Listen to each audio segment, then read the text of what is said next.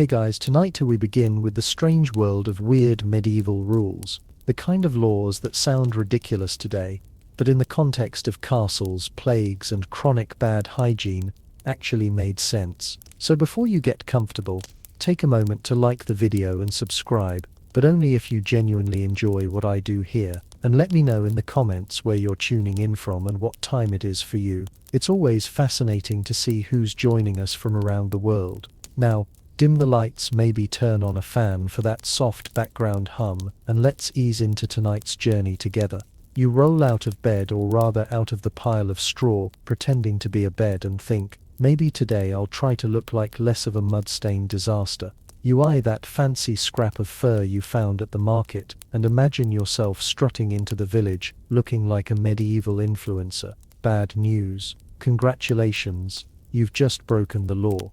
That's right. In the Middle Ages, fashion wasn't a matter of taste, it was state policy. Enter sumptuary laws, which basically said, wear your class on your sleeve. Literally, if you're a peasant, you're stuck with wool. Scratchy, dull brown wool, itchy enough to make you question the existence of God. Meanwhile, nobles swan around in silk so bright they look like someone dipped them in unicorn blood. Try to imitate them. The law will notice.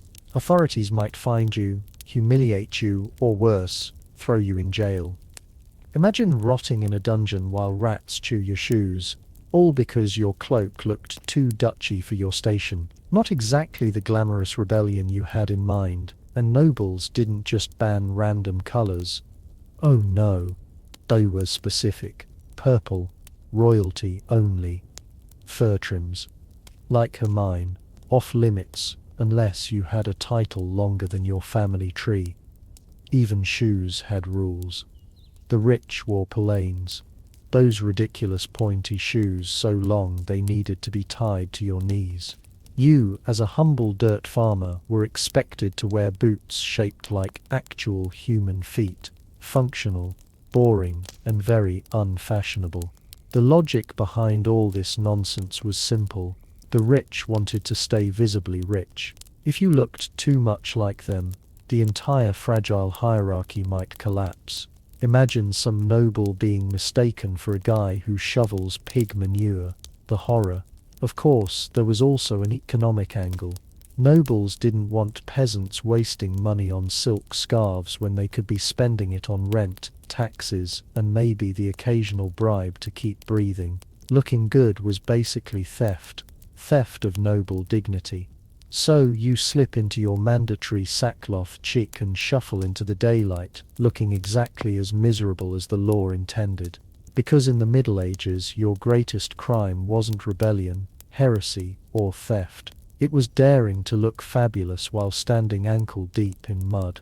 It's evening, you're sitting by the hearth enjoying the one moment of warmth you'll get all day, when suddenly the town bell clangs. No, it's not calling you to dinner. It's the medieval version of your landlord telling you to stop having fun. The curfew bell. Curfew comes from the French couvre, literally, cover your fire.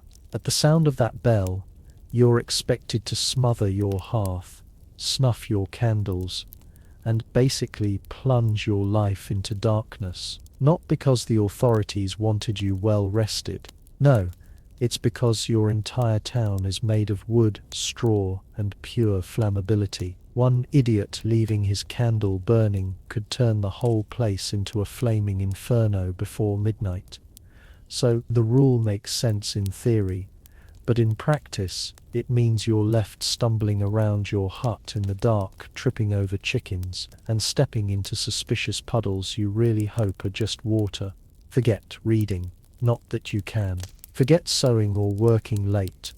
Unless you enjoy stabbing yourself in the hand with a needle by candlelight, nightlife, as far as you're concerned, doesn't exist. Of course, the wealthy didn't exactly follow the same rules. Nobles had stone houses and servants to make sure they didn't burn down their castles so they could keep their fires going. But you're stuck with enforced bedtime, courtesy of the bell tower, and if you get caught ignoring it, the fine will cost you more than a week's wages. The bell wasn't just about fire safety either. Darkness kept people indoors, which meant fewer drunks stumbling around, stabbing each other, and fewer thieves lurking in alleys. Think of it as the medieval government saying, "We can't stop crime, but we can at least make sure you're too scared to leave your house after dark." So there you are, lying on your straw mattress, wide awake, listening to rats gnaw on the beams and neighbors snoring through thin wooden walls, all because someone decided the safest way to run a town was to treat every resident like a 6-year-old at bedtime. It's not glamorous, but the curfew bell probably saved countless towns from going up in smoke. Still, when you blow out your candle tonight, just remember the rule exists, not because you're irresponsible, but because someone else definitely is. You wake up hungry, you've been fantasizing about roasted pork all morning, maybe even a slab of beef if you're really lucky. You walk into the kitchen, well, the one-room hut you share with your family, and reality smacks you in the face. It's Friday, which means no meat again. Welcome to medieval dietary law, courtesy of the church. Nearly half the calendar was off limits for meat. Fridays, Lent, Advent, countless feast days dedicated to saints you've never heard of. It all adds up to more fish than you ever wanted to see. Forget bacon, it's salted herring again. The spiritual message, discipline and sacrifice. The practical message, please stop eating all the cows before winter. You might think it's absurd, but it had a logic. Joshua and the wand his shears were precious. They pulled plows, gave milk, and provided leather.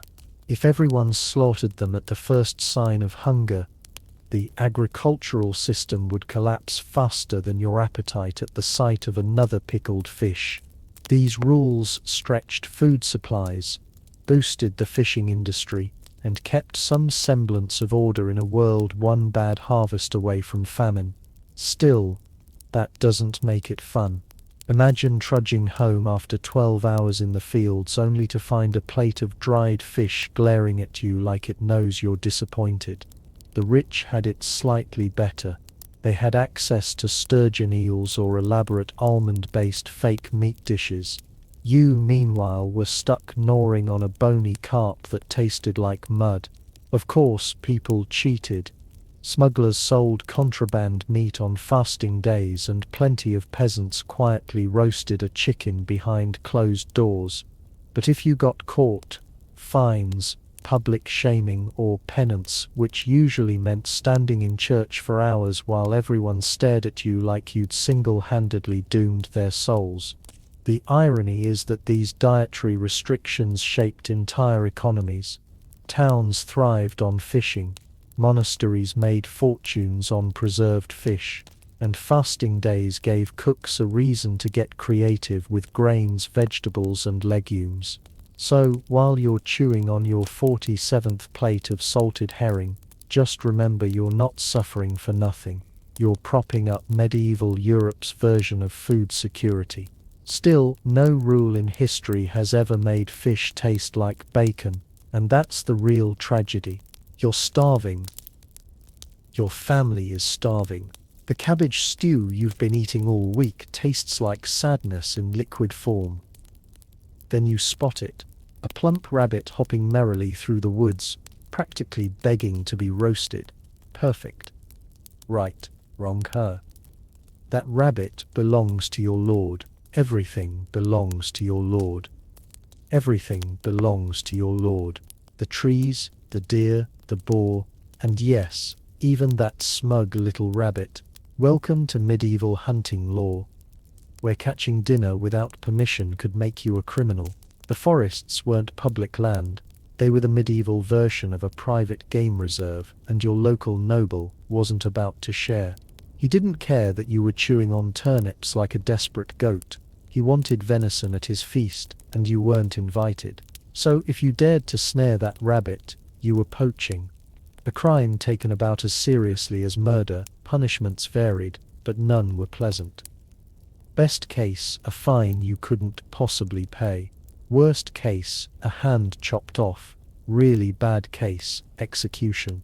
Imagine being hanged for the medieval equivalent of stealing a chicken nugget, and the nobles didn't just protect their food out of greed. Hunting rights were a way of showing power. Being able to ride into the forest with hounds and crossbows wasn't just recreation, it was a live-action flex. Meanwhile, you were supposed to clap politely as your bets slaughtered animals you weren't even allowed to touch. Of course, peasants still poached. Hunger is persuasive, and rabbits breed faster than punishment could keep up. Whole villages sometimes banded together for secret hunts, slipping into the woods at night with nets and clubs. The thrill wasn't just in catching food, it was in sticking it to the system, if only for a meal. But if you got caught, let's just say the Lord didn't see you as resourceful. The irony is that while you risked death for a rabbit, nobles killed animals in bulk just for sport. Hundreds of deer could be slaughtered in a single hunt, not because anyone needed that much meat, but because it looked impressive. So you walk home empty-handed, stomach growling, dreaming of roast rabbit you'll never taste. Because in medieval Europe, survival wasn't about skill, it was about remembering that even the wildlife knew its place better than you. You've been accused of stealing a loaf of bread. Did you steal it? Doesn't matter. In the Middle Ages, truth wasn't decided by evidence or witnesses, it was decided by God, and God apparently moonlighted as a game show host. Welcome to the trial by ordeal, justice with the subtlety of a sledgehammer. The logic was simple. If you were innocent, God would protect you.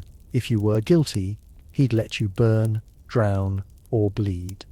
Pyramid, which sounds fair until you realize that medieval Europe was full of innocent people with terrible luck. Take the ordeal by fire. The judge hands you a red-hot iron bar and says, "Walk 3 paces." You do it, skin sizzling like breakfast bacon. Then they bandage your hand and wait 3 days. If it heals nicely, congratulations. You're innocent. If it fares, which in a world without soap or antibiotics, it absolutely will, guilty. Enjoy your punishment. Or maybe you get the ordeal by water. They tie you up and toss you into a pond. Sink innocent, though you're now at the bottom of the river. Float, guilty. The logic here was that pure water would reject liars, which is exactly the kind of nonsense you come up with when no one's invented science yet. And then there was the ordeal by combat. Someone accuses you of a crime, and instead of lawyers you both grab swords and go at it. God apparently chooses the winner, which sounds noble, until you realize the other guy is 6'5" and has been training since birth. While you've been hogging potatoes, guess who God favors today? To be fair, these orals weren't always taken literally. Priests sometimes interpreted the results to avoid killing too many people.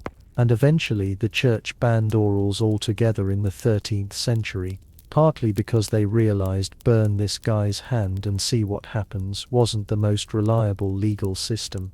For centuries, trials by ordeal were the gold standard of justice, which means if you lived back then, your innocence wasn't proven by honesty or character. It was proven by whether or not you could survive medieval party tricks with fire and water. So next time you complain about jury duty, remember at least no one's asking you to grab a hot iron bar and hope divine skincare saves you. It's Sunday morning. You'd like to sleep in, but the church bells are already ringing like someone's hitting a cow with a frying pan. You drag yourself to mass because if you don't, you risk fines, penance, or worse, public gossip, which in a medieval village spreads faster than the plague. Now, here's the catch. After mass, you're not allowed to work at all. No ploughing, no weaving, no fixing the roof that's currently dripping into your stew pot. The rule is simple. Sunday is God's day, not yours. You're supposed to rest, reflect, and avoid sin.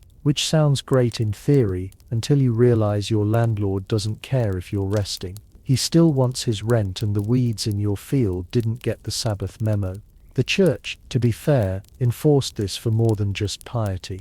A weekly rest day kept peasants from literally working themselves into an early grave. In a world where vacation meant collapsing in the mud, Sunday was the one day you could avoid dropping dead in the field. Call it medieval HR policy. wrapped in scripture. Of course, rest was a relative term. You weren't reclining with wine and cheese. You were sitting through a 2-hour Latin sermon you couldn't understand, followed by endless prayer. After that, maybe you'd sneak in a nap before the priest reminded you that idleness was also a sin. In short, Sunday gave you the choice of being bored into holiness or guilty of laziness. Naturally, exceptions existed. Nobles still hunted, servants still served, and emergencies like putting out a fire or delivering a baby didn't count as work. But if you tried to sneak in a little extra farming, someone would rat you out. And suddenly you're standing barefoot in church, while the priest scolds you in front of the whole village. Still, the rule had staying power. Without it, peasants might have been worked 7 days a week until they dropped. The Sabbath gave you at least the illusion of rest, a little buffer between endless toil and inevitable death. So you trudge home from church, eat your cold porridge, and rest by staring at the wall. Congratulations, you survived another Sunday without accidentally sinning. Sort of. You've decided you're tired of farming mud and eating cabbage soup, so you want to try your hand at a trade. Maybe you'll become a baker, or a blacksmith, or even a weaver. Great idea, except you can't just start hammering metal, or selling loaves of bread at a feast. You need the blessing of the medieval equivalent of a mafia family. The guild. Guilds controlled everything. Want to bake bread? You have to be in the Bakers Guild. Want to shoe horses? Farriers Guild. Want to carve wooden spoons? Believe it or not, there was probably a guild for that too, and if you tried to work outside the guild system, you'd be fined, driven out, or occasionally beaten into remembering the rules. Joining wasn't easy. First, you had to spend years as an apprentice, basically working for free in exchange for experience. After that, you'd graduate to journeyman, wandering around trying to earn wages while still under guild rules. Only after producing a masterpiece, literally a perfect example of your craft, could you apply to become a master yourself.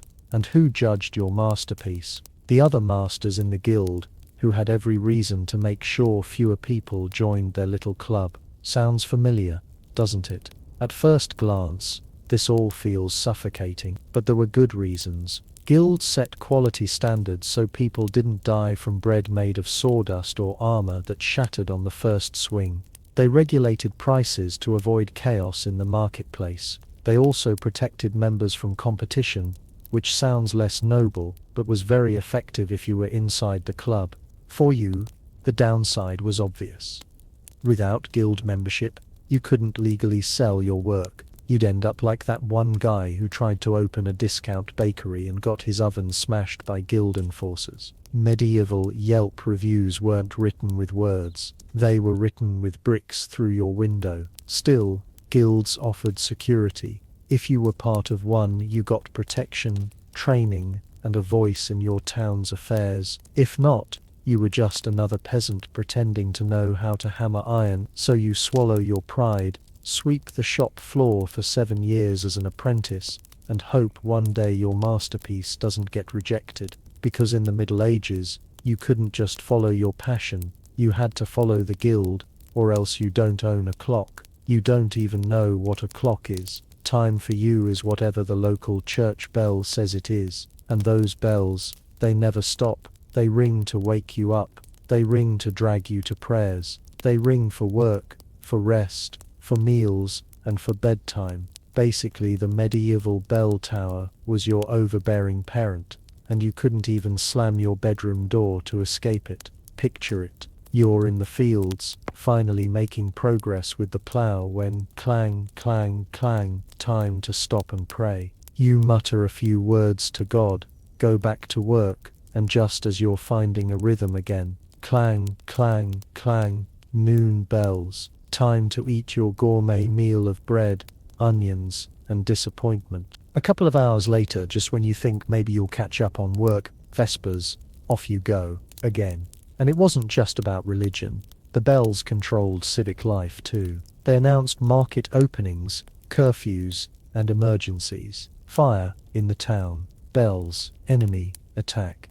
Bells, somebody important died.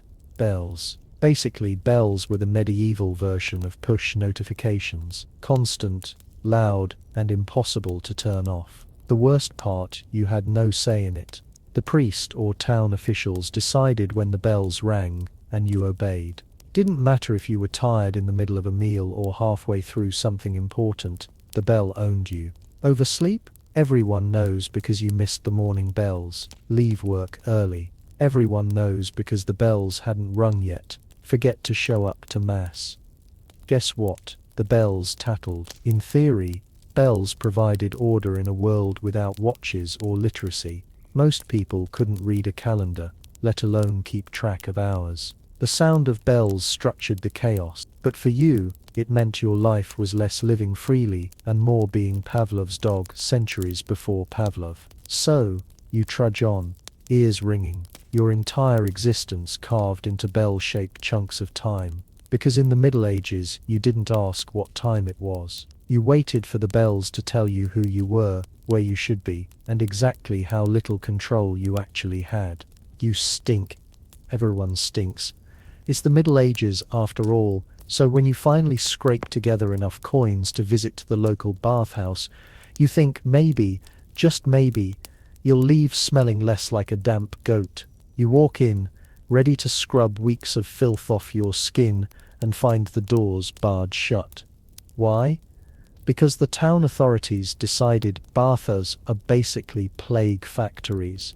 And to be fair, they weren't entirely wrong. Bathers weren't just for baths. They doubled as social clubs, gossip centers, and let's be honest, budget brothel. A place where you could chat, soak, and catch a disease all in one convenient visit. When syphilis and plague swept through Europe, the bathhouse became everyone's favorite scapegoat. Shut them down, and maybe people stop dropping like flies, or maybe they just keep stinking, which is at least less contagious. But here's the problem. Even without bathers, your hygiene options are limited. Washing at home means hauling buckets of freezing water from the well, dumping it into a wooden tub, and pretending this counts as a spa day. Soap is expensive. Hot water is a luxury, and honestly your family would rather use that firewood to cook food than to make sure you don't smell like despair. Of course, the nobles didn't always play by the same rules. Well, they had private baths, perfumed oils, and servants to scrub them down. You left rubbing yourself with a rag and hoping no one notices that your natural musk could scare away wolves. And here's the kicker. The church often viewed public bathing with suspicion anyway. Too much nudity, too much mingling of sexes, too much fun. If you enjoyed it, it was probably sinful. So bathers lived in this bizarre moral grey zone, tolerated 1 year, banned the next. You never knew if your evening soak would leave you refreshed or excommunicated. So you shuffle back home, dirt still caked under your nails, hair greasy, skin itchy. You tell yourself bathing is overrated, that nobody notices anyway, except they do. They all do. Everyone in your village smells the same. Sweat, smoke, livestock, and failure. Because in the Middle Ages, washing yourself wasn't just about hygiene, it was about politics, morality, and whether the town thought your bathhouse was saving souls or spreading death. Spoiler, it was probably both. You've done it. After months of back-breaking work and eating porridge that tastes like sadness, you've saved a few coins. You think, maybe I'll treat myself, maybe I'll buy something nice, something that says, I may be poor, but I still have self-respect. Wrong. Medieval law says you can't. Welcome back to sumptuary laws. The rules that made sure you never dressed better than your betters. Let's say you're a wealthy merchant. You've made decent money trading wool, and now you want a velvet tunic. Not so fast. Velvet is reserved for nobles. Purple cloth. Bedroll. Bedettit. That's basically the medieval trademark color of royalty. Fur trims. Only if your family tree includes someone with the third at the end of their name. For you, the law demands beige potato sack cheek, and the enforcement dead serious. Inspectors actually roamed towns checking hems, fabrics and colors. If you wore silk without the right pedigree, you'd get fined. Imagine trying to explain that you're in debt because you bought a shirt slightly too shiny. It's fashion policing in its purest form. The logic, of course, was order. If a duke and a merchant both walked into church wearing the same outfit, chaos might ensue. How would anyone know whom to bow to? Nobles couldn't risk being mistaken for commoners, so the law kept the classes visually separated, like medieval color-coded uniforms. And don't think you could sneak around the rules. People tattled. If your neighbor spotted you in a cloak that looked a little too luxurious, they'd rat you out. Not because they cared about the law, but because watching you get humiliated in court was the best entertainment they'd have all month. Meanwhile, the nobles themselves strutted around in outfits so gaudy they needed entire servants just to carry their sleeves. Their shoes curled into points so long they had to be tied to their knees. But you're lucky if you're allowed a belt buckle that doesn't rust. So you put away your dreams of velvet and settle for another wool tunic, blending back into the grey-brown sea of mediocrity that was medieval fashion for the non-elite. Because in this world, clothes didn't just make the man, they reminded him exactly how low he ranked. You're hungry again, which is less of a surprise and more of a permanent state of being. Today you think, maybe I'll splurge on something fancy, a goose or white bread like the nobles eat. Unfortunately, the medieval rulebook is already laughing at you. Because in this world, even your dinner is a reminder that you're not important. Food was divided by class, and the laws made sure you knew it. Nobles got the good stuff: venison, swan, pheasant, and white bread made from refined flour. You, on the other hand, got barley bread, so dense it could double as a weapon. You ate onions, leeks, cabbage, and more cabbage. When in doubt, always more cabbage. Your stew wasn't seasoned with herbs, it was seasoned with despair. White bread was especially humiliating. It wasn't just tastier, it was literally a status symbol. Only the wealthy could afford to waste good flour on fancy loaves while you were stuck with dark bread that looked and tasted like a doorstop. And if you tried to get around it, say buy a goose on the sly or sneak some venison into your pot, congratulations, you're guilty of eating above your station. Fines, shaming, or worse. Imagine explaining to your children that you're in prison because of bread. The rules weren't only about class snobbery, they also had practical roots. By reserving high-status foods for the elite, society rationed limited resources. If every peasant roasted swans on Sunday, there'd be no swans left for the Duke's feast. And let's be honest, the Duke's feast was always going to matter more than your survival. Of course, this didn't stop peasants from dreaming. Ballads and jokes often poked fun at the idea of a poor man sneaking venison or a roast goose. Food was the fantasy equivalent of winning the lottery. You weren't imagining castles or crowns, just one meal that didn't taste like boiled mud. So you choked down another bowl of thin barley growls, staring wistfully at the noble's banquet hall across the way. They're tearing into roast peacock while you gnaw on bread hard enough to chip a tooth. Because in medieval Europe, even what you ate was a law-enforced reminder that your place in the world was firmly at the bottom of the table. You cough once in the marketplace. Bad move. Suddenly, every set of eyes is on you like you've just confessed to witchcraft. Welcome to plague season, where one sneeze can get your entire neighborhood shut down. In the Middle Ages, quarantine wasn't optional. If someone in your house got sick, the authorities would happily lock your door from the outside and nail a cross on it, so the whole town knew you were basically a walking biohazard. You didn't leave until everyone inside was either cured or buried. Fresh air, forget it. The rule was better one dead family than a dead village, comforting markets closed, inns closed, weddings, fairs, and festivals gone. Basically, everything that made life slightly less miserable was outlawed. The logic was sound. Keep people apart and maybe they stop spreading death like it's free samples at a fair. But for you it meant starvation, isolation, and lots of awkward conversations with your family in one cramped room. If you were unlucky enough to be a grave digger, things got even worse. The authorities forced you to work day and night hauling corpses, digging trenches, and trying not to catch the very thing you were burying. Refuse, and you'd be punished like a criminal. Accept, and you'd probably die anyway. Career options were bleak, and let's not forget the travel bans. Whole towns locked their gates to outsiders. Strangers were treated with suspicion. Merchants were turned away. And if you did manage to sneak in, you were greeted with pitchforks instead of hospitality. Tourism in plague years wasn't exactly thriving. Of course, these rules had their moments of medieval brilliance. Some cities actually reduced their death tolls by enforcing strict quarantine. Others just panicked, shut everything down and hoped God would notice.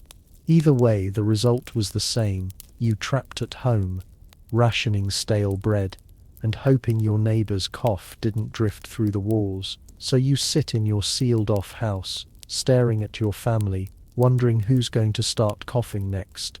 The only upside, for once, you don't have to go to church. But it's hard to celebrate when the priest is outside marking your door like it's the medieval version of a hazard sticker.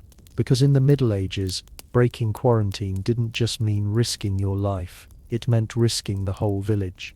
And the whole village was very motivated to make sure you stayed inside permanently, if necessary. You finally died. Congrats. The bad news, even in death, the rules still have you by the throat. You'd think burial would be simple. Dig a hole, drop you in, say a prayer.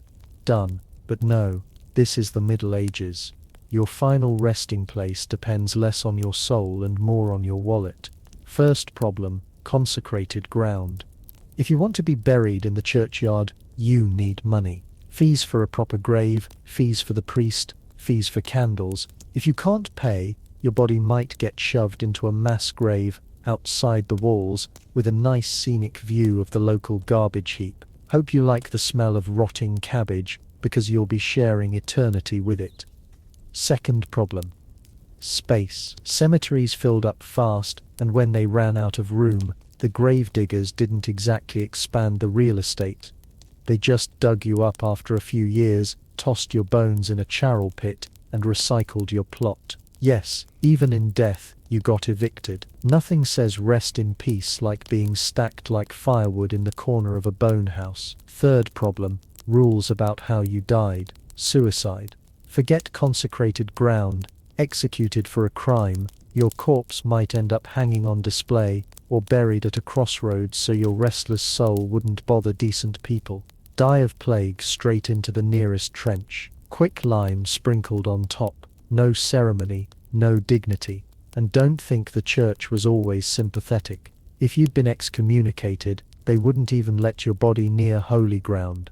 Basically, sorry, eternal damnation wasn't enough. Now you're banned from the graveyard too.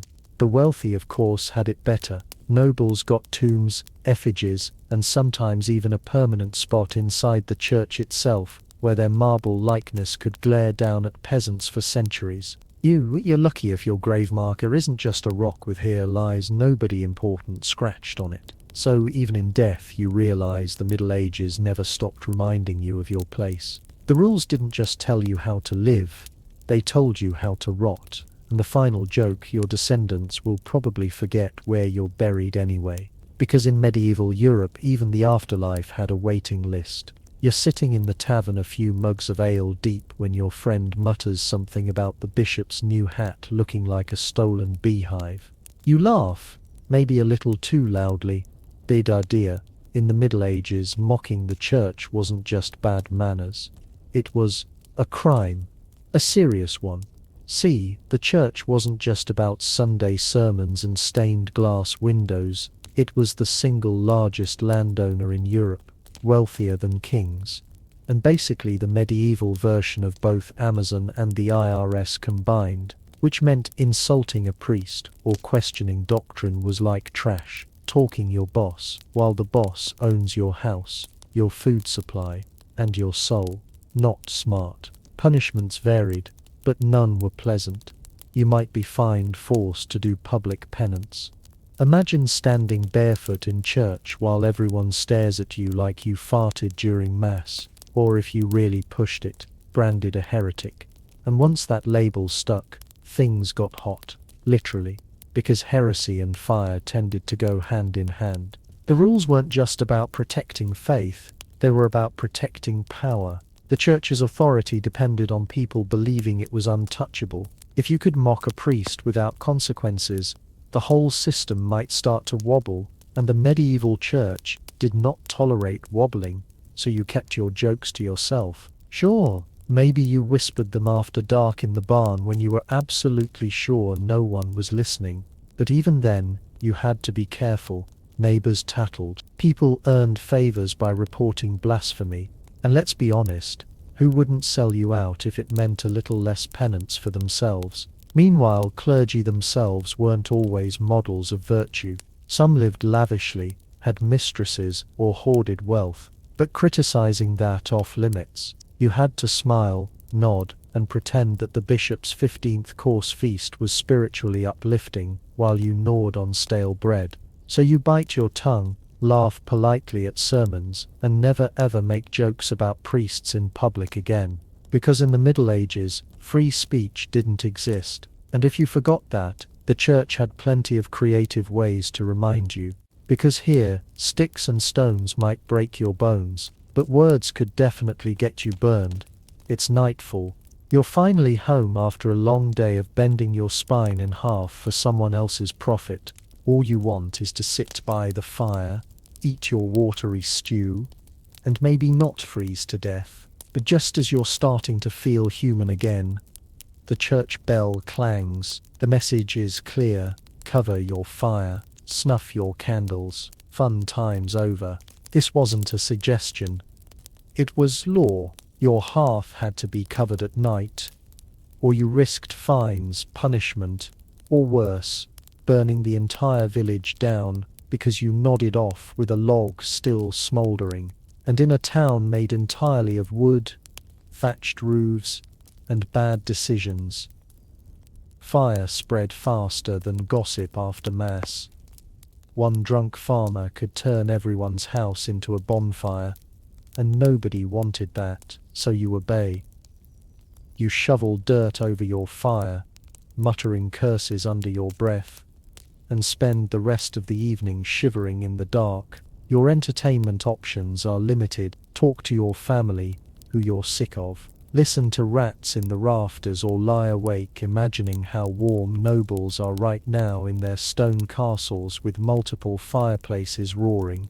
Of course, the rich didn't always follow this rule. Lords and bishops had stone halls and servants to manage the flames, so they could afford to keep the fire going all night. You, however, are the risk. The law wasn't written for them. It was written because your fell is basically one giant torch waiting to happen. And Tish-Chan-Ti, although the rule did prevent devastating fires, it also made nights miserable. Darkness wasn't peaceful. It was terrifying. Thieves, wolves, drunk neighbors, looking for fights all thrived after the curfew. The fire wasn't just warmth. It was protection. Without it, you sit in the dark like bait, hoping nothing out there decides you look edible. Still, the law stood for centuries. Fire was both your best friend and your worst enemy. And medieval life was already dangerous enough, without waking up in a pile of ashes.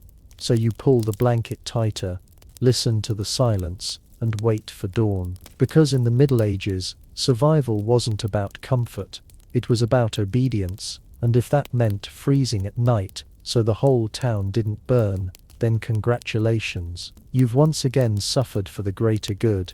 Bucile was nothing new in the Viking world. Honor-bound societies had a brutal way of dealing with troublemakers. If you killed the wrong man or upset the fragile balance of power, you were outlawed. That's exactly what happened to Eric the Red. After a series of violent disputes in Iceland, including a blood feud that left men dead, Eric was sentenced to banishment, with nowhere to go. He looked westward, chasing stories of a distant land glimpsed by sailors blown off course. When Eric's ship finally cut through the fog and ice to reach Greenland's coast, it must have seemed more punishment than promise. The horizon was jagged with glaciers, the valleys were windswept and barren, the soil thin and rocky, winter bit hard, even in summer months. To most, this was no place for farming, much less raising families. But Eric was not just a warrior, he was a salesman. He understood the power of words in shaping destiny. He chose to call this harsh new land, Grandland, Greenland. It was a bold lie, but a useful one, where others saw cold stone and snow fields. Eric painted a vision of fertile meadows and grassy slopes. The name alone suggested hope, a place where farmers might prosper, where families could start fresh, and where land-hungry settlers could escape the overcrowding of Iceland. His genius was not in taming Greenland, but in convincing others it could be tamed. Back in Iceland, Eric spread his pitch with the confidence of a seasoned chieftain. He told of valleys where sheep would graze, of fjords rich with fish, of hillsides ready for plows. He emphasized abundance, not scarcity. The promise of land was irresistible to Viking families pressed by growing populations and limited resources at home. By 985 CE, Eric had gathered a fleet of long ships filled with hopeful settlers, livestock, and tools. Some came for necessity, others for adventure. They risked everything on Eric's promise, leaving familiar soil for a world that was more ice than green. What awaited them was not paradise, but survival at its harshest. Yet without Eric's cunning rebranding, Greenland might have remained an empty wilderness, known only to drifting sailors. Instead, it became the stage for one of the boldest experiments in Viking endurance. In the summer of 985 CE, the Great Gamble began. Eric the Red had convinced dozens of families to join him, and together they prepared their long ships for the most dangerous voyage of their lives. Unlike raiding expeditions, this was not a quick strike across the sea. These ships carried everything needed to build a society from scratch. Cattle and sheep crammed into pens on deck, goats tethered beside barrels of water, sacks of grain for planting, iron tools, and chests of precious cloth and timber. Children clung to their mothers, while warriors stood at the rails, scanning the horizon for danger. The crossing from Iceland to Greenland was no gentle cruise. The North Atlantic was a cruel teacher, and the Vikings knew it well. Fog rolled in thick, hiding the cliffs and reefs, until they seemed to spring from nowhere. Sudden squalls ripped through sails, snapping ropes and drenching passengers to the bone. Sea ice floated in great jagged slabs, threatening to crush a hull if struck. Many nights the only sound was the creak of timber, and the prayers whispered into the dark. Not every ship survived. The sagas tell us that of the 25 or so long ships that set out, only about 14 reached Greenland. The rest were lost to storms, shipwreck, or forced to turn back limping home with broken masts and shattered hopes. Those who pressed on did so with grim determination. To turn back meant shame, to continue meant danger, but also the chance at new land and freedom from old debts. Life aboard ship was cramped and relentless. Families huddled under woolen cloaks, fighting seasickness and hunger. Meals were hard bread, dried fish, and whatever could be boiled in sea-eater.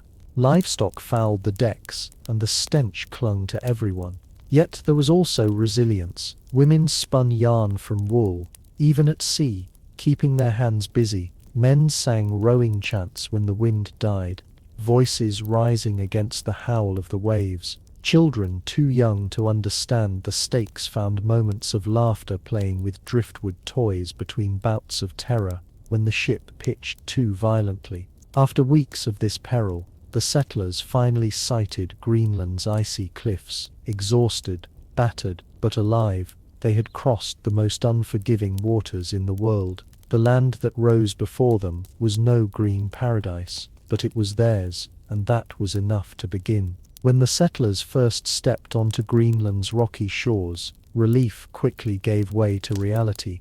There were no forests to cut for timber, no soft fields ready for farming, and little sign of abundance. The mountains were bare, the valleys narrow, and the climate unforgiving. If the Vikings were to survive here, they would have to wrestle a home out of the land itself. The solution was both simple and ingenious. Turf houses, strips of sod were cut from the ground, stacked like bricks, and packed tightly together. The walls could be several feet thick, insulating against the freezing winds that swept down from the glaciers. Driftwood washed ashore after long journeys across the sea became the skeleton of their dwellings: roof beams, door frames, and supports. The Vikings learned to scavenge every scrap of wood that the ocean offered, treating each log as treasure. Inside, these homes were dim and smoky.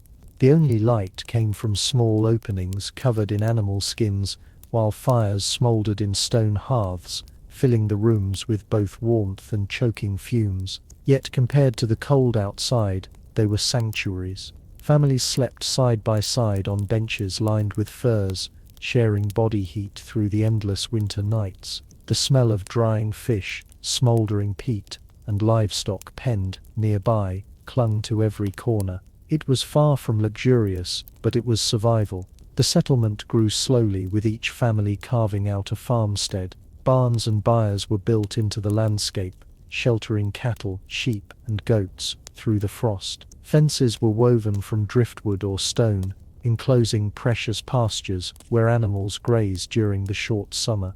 Women worked tirelessly at spinning wool, weaving cloth, and tending to children, while men hunted seals, caribou, and even the occasional polar bear to supplement the meager stores of food. The communal effort bound the settlers together. Neighbors shared labor, tools, and stories around the fire. The harshness of Greenland demanded cooperation. Isolation meant death. Yet within this frozen frontier, the Vikings managed to recreate a version of their Scandinavian homelands: halls for feasting, farms for families, and even small churches in later years. What is schoolwood to and driftwood home symbolized their refusal to yield, proof that even in one of the world's harshest environments, the Vikings could carve out a world of their own. To a Viking farmer, fertile soil was wealth itself, but in Greenland, soil was scarce, thin, and stubborn. The settlers quickly learned that farming here was nothing like in Iceland or Norway. Summers were short, barely long enough for grass to grow, and winters dragged on endlessly. Yet the survival of the colony depended on coaxing every scrap of food from the land. Sheep and goats became the backbone of their farms. They could graze on the tough grasses that clung to the valleys and provided wool, milk, and eventually meat. Cattle were more difficult, prized for their milk and status, but costly to feed during the long winters. Storing hay was an all-consuming task. Families spent summers cutting every blade of grass they could find, drying it, and stacking it in barns for the dark months ahead. A shortage of hay meant starvation for animals and people alike. Crops were limited. Barley and rye were attempted in sheltered plots, but the yields were meager.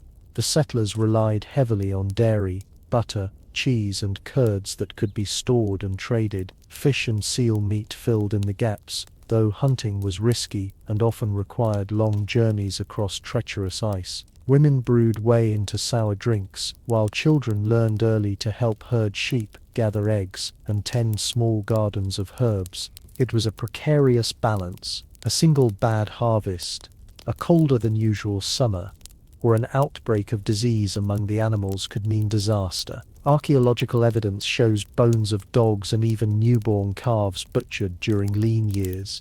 Desperate attempts to stretch food supplies when famine loomed. Survival in Greenland was not just about skill, it was about endurance and luck. Yet farming was more than sustenance. it was identity.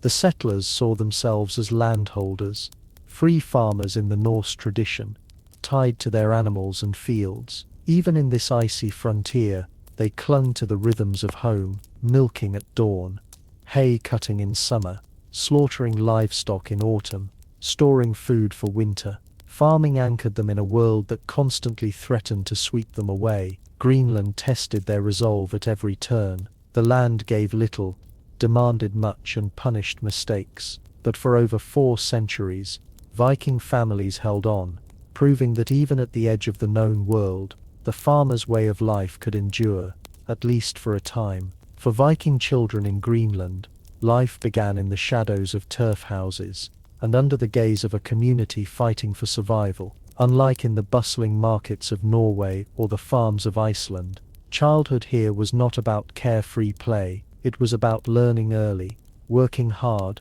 and enduring a world where death always hovered near. From the moment they could walk, children were given tasks. The youngest carried water, gathered dung for fuel, or helped keep watch over sheep grazing in the valley. Slighter children herded goats, milked cows, or collected driftwood along the fjord. Girls learned to spin wool and weave under the patient if stern guidance of their mothers, while boys trailed their fathers into the hills, watching how to hunt seals, set nets for fish, or carve tools from bone. Childhood was apprenticeship, and mistakes could be costly. Still, there was room for joy. Archaeologists have uncovered small carved toys, horses, boats, and figures fashioned from bone and wood. These fragments suggest that even in hardship, parents tried to give their children laughter. The fjords became playgrounds where kids skipped stones across the water or raced to climb rocky slopes. But always play was tempered by responsibility. Childhood was brief, adulthood came quickly. Education was oral, steeped in stories and sagas. Around the hearth at night, elders told of Odin and Thor, or the voyages of legendary ancestors. These tales weren't just entertainment, they were lessons in courage, cunning, and endurance. Later, as Christianity took root, children learned prayers in Latin, though most could not read or write. Memory was their library and storytelling their textbook.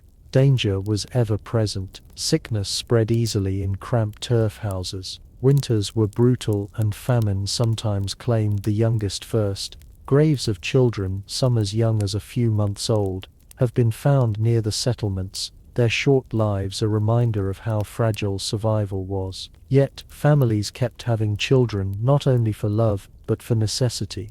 More hands meant more help, and more help meant a greater chance the household would endure. In Greenland, a child's laughter could pierce the monotony of hardship. But behind every smile lay the sobering truth. They were being prepared for a life of constant struggle. From birth, they were heirs to the same resilience their parents carried across the sea, resilience that kept the settlement alive for generations. In Greenland's Viking settlements, survival was not only won by the men who hunted or ploughed, it was held together by the relentless labor of women. Inside dim turf houses, women's work was the invisible thread that kept families alive, and without it, the colony would have crumbled within a generation. Weaving was at the heart of this labor. Wool from sheep and goats was carded, spun, and transformed into cloth on upright looms that stood in the smoky rooms of farmhouses. The cloth was not just for clothing, it was currency. Woven wool, known as vadmel, was traded across the North Atlantic, and in Greenland it became one of the colony's most valuable exports. A woman's skill at weaving was therefore not just domestic but economic power. Her hours bent over the loom, shaping the prosperity of her household. But weaving was only one thread of their burden. Women tended the dairy, milking cows and goats, making butter, cheese, and sky, a kind of sour milk, curd. These products were staples of the Greenland diet, stored carefully to last through the long winter. A failed batch could mean hunger months later. Women also managed the hearth, keeping the fire alive through endless nights, cooking with little more than fish, seal meat, and dried grains. Their work demanded constant vigilance. for a single lapse could leave a family cold and starving. Childbearing added yet another layer of hardship. With limited medical knowledge and harsh conditions, childbirth was perilous. Many women died young, leaving families fractured. Those who survived juggled infants strapped to their backs while they spun wool or tended to livestock. Children were often raised communally, with older daughters helping to care for their younger siblings, further entwining women's roles with the survival of the whole community. Women were also keepers of memory. In the evenings when fires burned low, they recited sagas, prayers and ancestral tales. As Christianity spread, women maintained devotional practices, teaching children their first prayers and organizing family rituals around feast days. They became both spiritual anchors and cultural preservers, ensuring that Norse identity endured even on the icy margins of the known world. Though their names rarely appear in sagas, Greenland's Viking women were the colony's backbone. Their weaving clothed the settlers, their dairy filled the larders, their labor raised the walls of every household. In silence and smoke, they forged the fabric of life itself, proving that survival in Greenland was as much a woman's triumph as a man's. Even at the edge of the world, faith traveled with the settlers, and when Hirik the Red's people arrived in Greenland, most were still bound to the old Norse gods. Odin the all-seeing, Thor the thunderer, Freya of fertility and love, sacrifices, charms, and sagas tied them to a spiritual world that had guided their ancestors for centuries. Yet, by the time the colony matured, Christianity had spread across Scandinavia, and its influence reached Greenland's fjords as well. The shift was dramatic. Eric himself resisted conversion, stubbornly loyal to the old gods, but his wife Theodhild embraced Christianity with zeal. She insisted on building a small church near their farm at Brattahlid, despite Eric's protests. The sagas tell us that Eric refused to enter it, dismissing the new faith as weakness. Still, Theodhild's chapel became a gathering point, the first Christian church in Greenland. From that modest turf-walled structure, Christianity began to take root. By the early 12th century, the colony had bishops, priests, and stone churches, most famously the great cathedral at Gard. Its remains still stand today, thick stone walls rising above the grass, silent testimony to faith in a land where survival itself was a daily battle. Religion brought more than ritual. It tied Greenland to the wider world. Bishops in Norway sent priests and Greenlanders sent back walrus ivory, furs and hides to pay tithes and keep their spiritual lifeline alive. Faith also reshaped daily life. Pagan feasts were replaced or reinterpreted through Christian holidays. Children were baptized, marriages blessed, and the dead buried in consecrated ground. Even in this harsh frontier, settlers wanted to be part of the universal Christian community, to know their souls were connected to those in Norway, Iceland, and beyond. Yet, traces of the old ways lingered. Amulets, shaped like Thor's hammer, have been found alongside crosses, suggesting that many Greenlanders hedged their bets, carrying both traditions into the uncertain future. In such a perilous land, it made sense to call on every possible power, old and new. Faith gave Greenland settlers something beyond survival. It gave meaning. To bow their heads in prayer within turf churches, while winds howled outside, was to insist that life here was not merely endurance, but part of a divine order.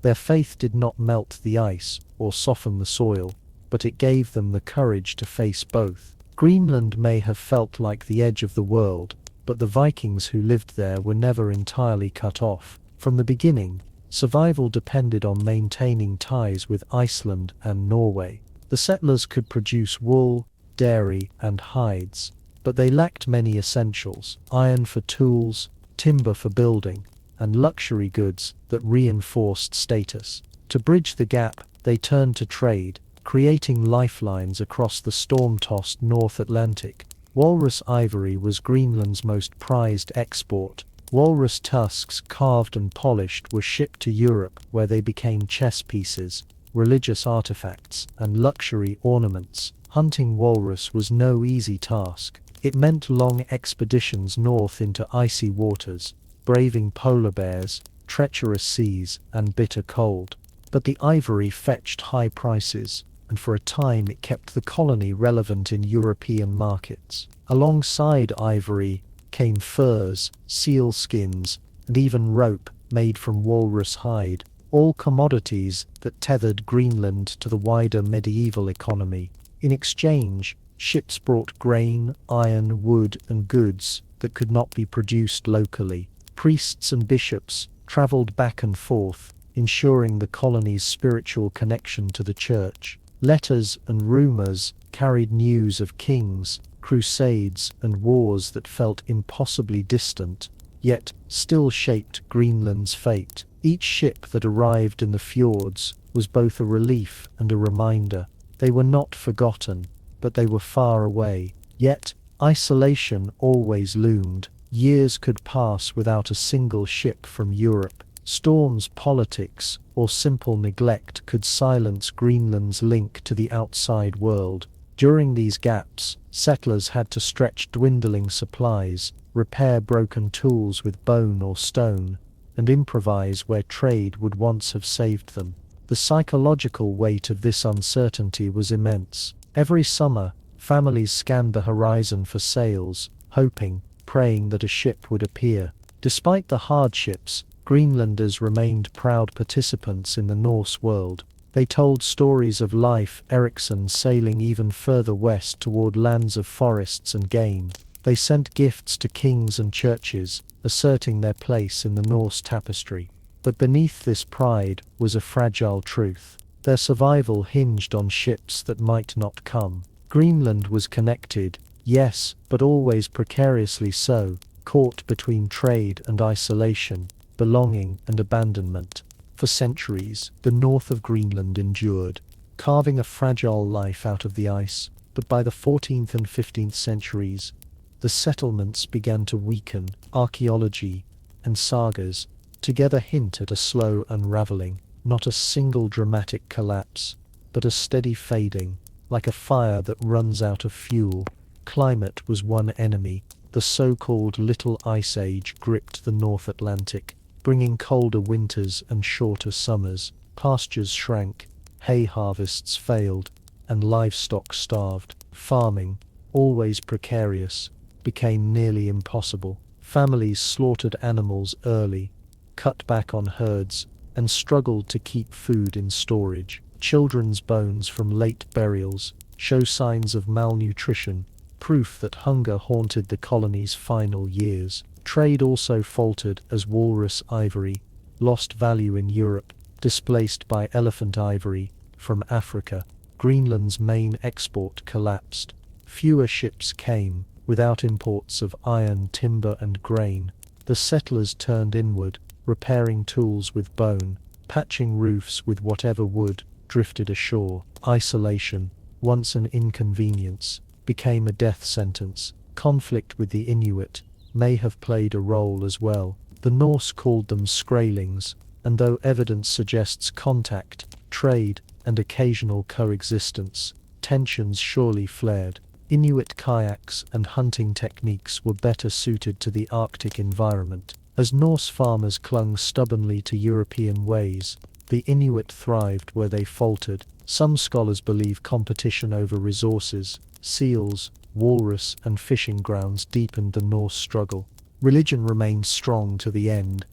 Churches were still built, and priests still held mass, even as pews emptied.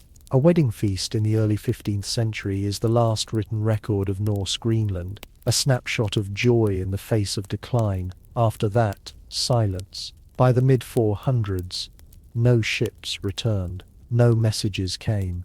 The colony vanished from European memory, its people absorbed into the land they had fought so hard to claim. When explorers later rediscovered the ruins, stone churches, collapsed farmhouses, abandoned fields, they found haunting reminders of resilience. Turf walls still stood against the wind.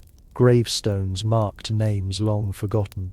The Norse of Greenland had not failed for lack of courage, but because even courage has limits. At the edge of the world, they endured as long as humanly possible until the ice, the hunger, and the silence claimed them. For the Urians, marriage was never just about two people choosing to live together. It was the binding of bloodlines, the cementing of clan alliances, and sometimes the avoidance of conflict. In a world where kinship determined protection, honor, and survival, marriage was a political and social contract first and a private union second. Clans were the core of Urian society. Every man and woman belonged not just to a family, but to an extended network of kin stretching across valleys and hilltop settlements. These clans controlled land, resources, and warriors. When two young people married, the event reshaped more than their daily lives. It reshaped alliances between groups. A marriage could secure peace between rivals,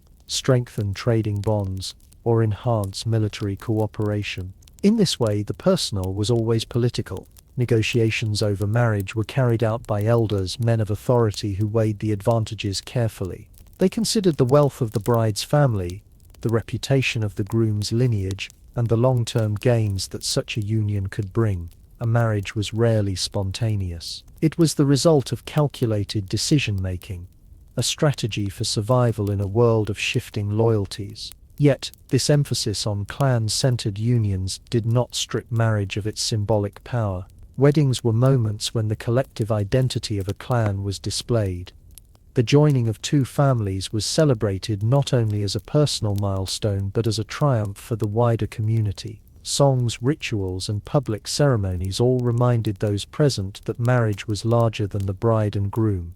It was a new link in the chain of kinship that bound the Urians together. For the individuals involved, this clan-centered view could be both a blessing and a burden. A bride might be given to a family she barely knew, her duty tied to her father's promises. A groom might find his marriage shaped more by alliances than by affection. Still, within these unions, bonds could grow stronger over time, forged by shared labor, children, and the constant reminder that their marriage carried the weight of entire clans. In Urian society, then, to marry was to step into the web of collective destiny. The ceremony may have joined two people, but the consequences reached far wider, echoing across kin groups, alliances, and generations. In Urian culture, marriage was rarely a matter of personal choice. It was arranged, negotiated, and carefully managed by the elders of the clan.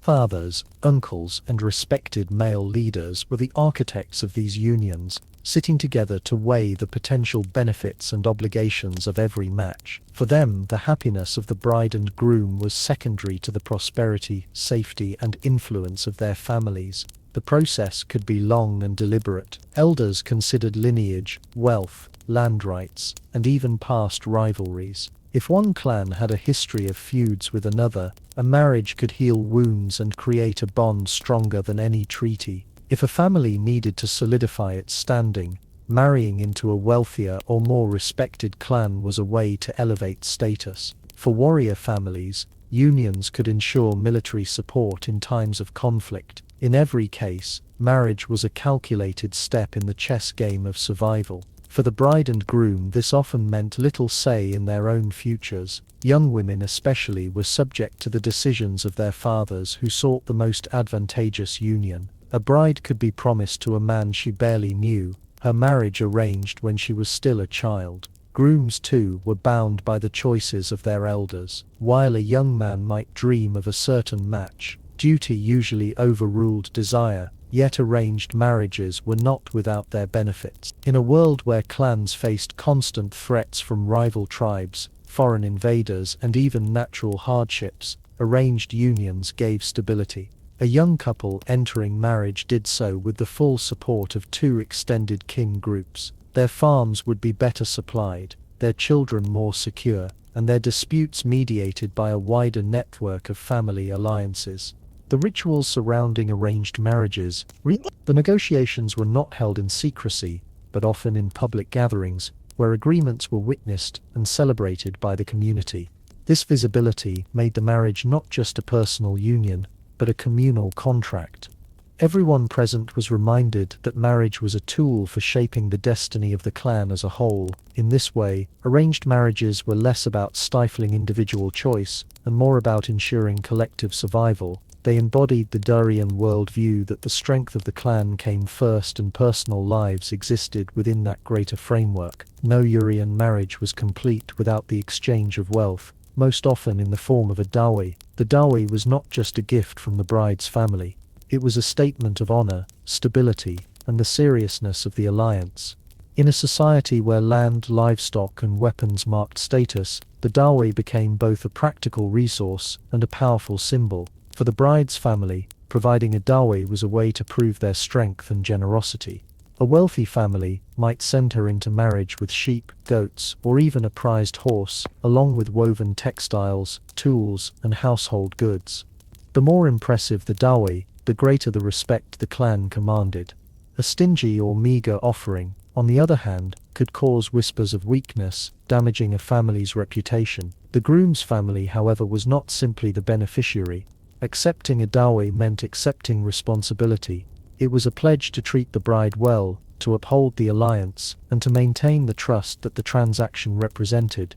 In some regions, there is evidence of bride price traditions as well, gift flowing in the opposite direction from the groom's kin to the bride's family. This exchange reinforced the idea that marriage was not a purchase but a mutual investment, binding two clans together in obligation and expectation. The items included in dowries also reveal much about Urian life. Livestock dominated, for animals were wealth in motion.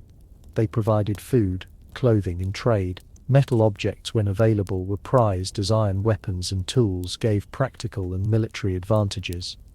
Women's dowries often included woven garments, blankets, and jewelry, not only tokens of beauty, but also proof of the bride's skill and industriousness. These items would stock the new household, ensuring the young couple began their life together with security. Dowry ceremonies were public and festive. When gifts were exchanged, communities gathered to witness the transfer, often accompanied by feasts, music, and blessings. This visibility was important. It ensured that the marriage contract was not just between two families, but acknowledged and upheld by the entire clan network. Beyond economics, the dowry carried spiritual weight. It marked the bride's transition from one family to another, smoothing her passage into her husband's household. In this way, the dowry was not only wealth but a bridge, connecting old ties with new responsibilities, and ensuring that the alliance would endure. Among the Urians, marriage was not only a social and economic contract, it was also a sacred moment that touched the spiritual world. Central to the ceremony were fertility rites, rituals designed to ensure that the union would be fruitful, that children would be born, and that the land and herds would prosper under the blessing of the gods. Without fertility, marriage lost much of its purpose, for the strength of a clan depended on the growth of families. Before the marriage feast, sacrifices were often made to deities tied to fertility and prosperity. Archaeological evidence and later Roman accounts suggest that animals such as sheep, goats, or bulls were offered to invoke divine favor. The blood of the sacrifice was sometimes sprinkled around the wedding site, symbolizing life and continuity. In certain regions, the couple themselves may have been anointed with blood or oil, marking them as participants in a ritual larger than themselves. Fires too played a role. In many Indo-European traditions, flames symbolized purification and new beginnings, and the Urians were no different. Couples might walk around a fire, leap over flames, or share a meal prepared in the sacrificial hearth. These acts were not merely symbolic. They tied the couple to the eternal cycle of birth, death, and renewal that governed all life in Urian belief. The bride was often the focus of these fertility rites. Dressed in her finest garments and adorned with jewelry, she was presented as both the bearer of future children and the living embodiment of prosperity. Female relatives sometimes accompanied her with chants, dances, or blessings invoking the ancestors and spirits of fertility. Herbs and flowers may have been woven into her attire, each chosen for its symbolic power to encourage health, love, and fecundity. The groom, meanwhile, was expected to prove his readiness as a protector and provider. In some traditions, he might participate in ritual hunts or contests of strength before marriage, demonstrating that he was worthy of raising a household. These displays tied masculinity to fertility as well, for a strong hunter meant a strong lineage. Altogether, these rites infused marriage with a sacred dimension that went beyond contracts and dowries. To marry was not only to bind families together, it was to invite the gods to bless the union, to renew the strength of the clan, and to ensure that life itself would continue through children, herds, and fields. No Circe-Wren marriage was complete without music and dance. Once the dowries were exchanged, and the rituals performed, the serious business of alliance turned into a public display of joy. For the clans, this was more than entertainment. It was a chance to celebrate survival, kinship, and the continuity of their people. Music carried the rhythm of the feast. Simple instruments such as flutes, horns, and stringed lyres set the tone, while drums and rattles drove the beat. Songs often recounted heroic deeds, legendary ancestors, or the blessings of the gods. At weddings, verses were improvised to praise the bride's beauty, the groom's strength, and the union of their families. These songs reinforced the purpose of the gathering, to bind the living community together, while honoring the voices of the past. Dance was equally central. Men and women alike joined in circular dances, hand in hand, moving to the rhythm of drums. Circles represented unity, endlessness, and the eternal cycles of life and death. Some dances were slow and solemn, mirroring the dignity of the occasion. Others were wild and energetic, symbolizing fertility, vitality, and the strength of the new household. Youths sometimes performed competitive dances showing agility and endurance, while elders moved with measured grace, reminding all of the wisdom that guided the clan. The feasting that accompanied these performances was lavish, at least by Yerian standards. Roasted meat from sacrificial animals was shared among all, with the choices cuts reserved for the bride, groom, and leading elders. Wine, mead, or fermented drinks flowed freely, loosening tongues and fueling songs late into the night. Food was not merely nourishment, but part of the ritual. Eating together was an act of solidarity, a sign that the whole community stood behind the new marriage. At times the festivities could last for days, drawing in not just immediate kin, but neighboring clans as well. These moments were more than private affairs. They were opportunities to reinforce alliances, settle disputes, and remind everyone of the bonds that connected them. Laughter, dancing, and song helped smooth tensions, ensuring that even rival families could share in the joy of the occasion. In this way, Yerian wedding celebrations were not frivolous diversions. They were affirmations of life and continuity, where music, dance, and feasting transformed the obligations of marriage into communal joy. Through rhythm, movement, and shared food, the people of the Highlands declared, "This union is not just for two, but for us all." For the Yerians, marriage was not only a social and economic alliance, it was a sacred act requiring the blessing of the gods, and blessings in their world were rarely free. To secure divine favor, animal sacrifices were central to the wedding ritual, standing as both an offering and a symbolic transfer of life. The type of animal chosen depended on the wealth and standing of the family. A wealthy clan might sacrifice a bull or a horse, animals associated with strength, fertility, and prestige. More modest families might offer sheep, goats, or pigs, creatures still tied to prosperity and reproduction. Regardless of size, each sacrifice carried the same weight, a life given to ensure the fertility of the new couple, the health of future children, and the prosperity of the united clans. The act itself was often public, performed before the gathered community. Priests or clan elders, with ritual authority, oversaw the proceedings. The animal was adorned with garlands or painted markings, then led to an altar, or sacred stone. With prayers and invocations to Yerian deities, its blood was spilled onto the ground, mingling with the soil as a sign of renewal and continuity. The earth drank the sacrifice, and in return, It was believed the gods would grant abundance. Parts of the animal were often burned in a fire, the smoke rising toward the heavens as a message to the divine. The remainder was cooked and shared among the guests during the wedding feast. This act of communal eating gave the sacrifice a second meaning. It reminded all present that marriage was not only blessed by the gods but also sustained by the unity of the people. To eat the sacrificial meat was to partake in the sacred contract, binding every participant to the success of the marriage. Sacrifice also carried an element of protection. The spilling of blood was thought to ward off evil spirits and misfortune, shielding the couple from harm in their new life together. It was a way of cleansing, ensuring that no bad omens followed them into their household.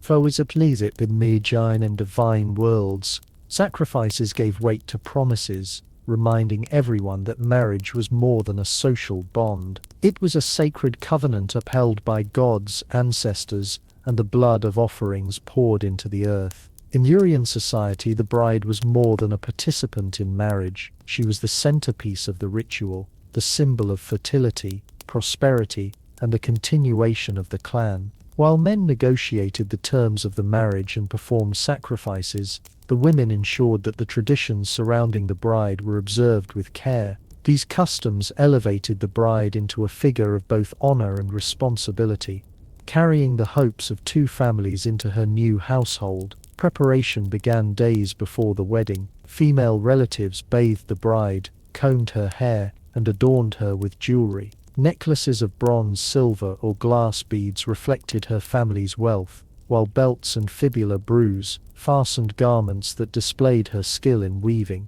Some items were heirlooms passed down through generations, linking her to the women who came before. This dressing was not just beautification. It was a rite of transformation marking her passage from maiden to wife. Symbolic rituals surrounded her departure from her natal household. In some traditions she may have been veiled, representing both modesty and the mystery of her new role. Women sang laments, bittersweet songs mourning the bride's separation from her family while blessing her future.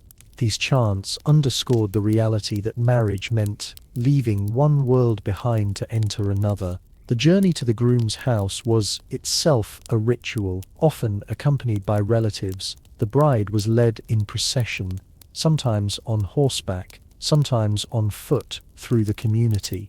Along the way, neighbors blessed her with gifts of food, drink, or tokens meant to ward off misfortune. This public passage transformed her from daughter to wife before the eyes of all, ensuring her transition was witnessed and legitimized. Once at the groom's home, additional rituals reinforced her new identity.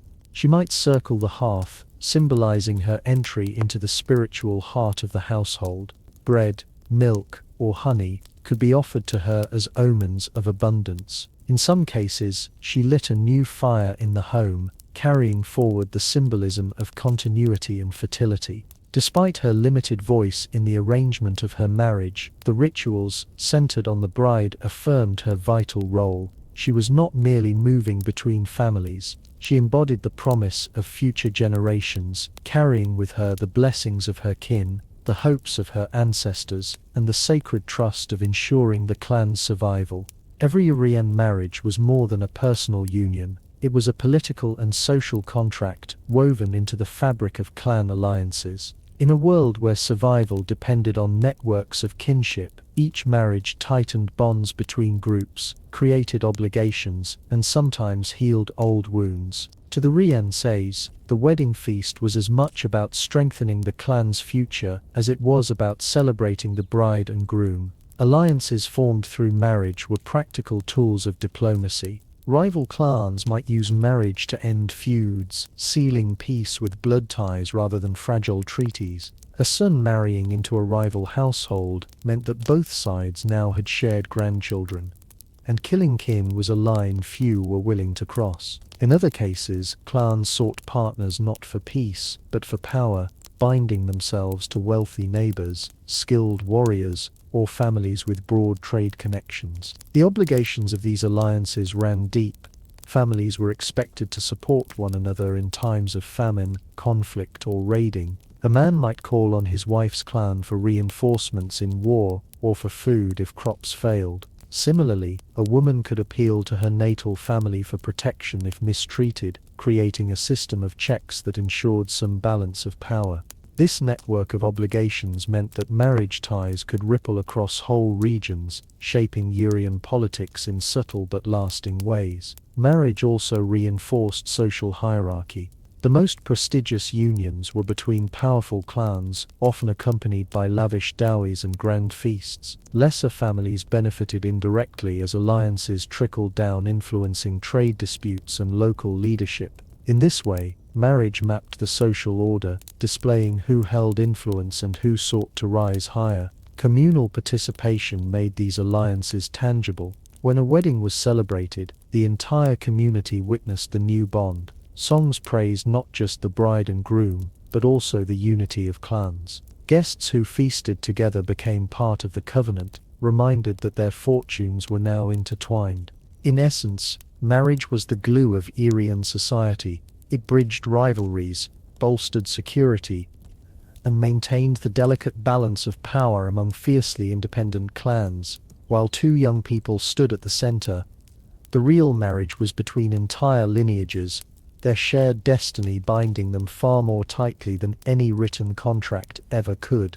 Though the Irians eventually faded from history, absorbed into the Roman world and later overshadowed by new cultures, echoes of their marriage traditions lingered long after their tribal societies dissolved. These customs, rooted in clan loyalty, fertility rites, and communal celebration, left an imprint on the social fabric of the Balkans, where kinship and marriage continued to be understood as more than private unions. One enduring legacy was the centrality of the clan. The Irians believed marriage bound not only individuals but entire lineages, a concept that persisted for centuries in Balkan villages. Even into medieval and early modern times, marriages were arranged with an eye towards strengthening alliances and securing protection, much as the Irians once did.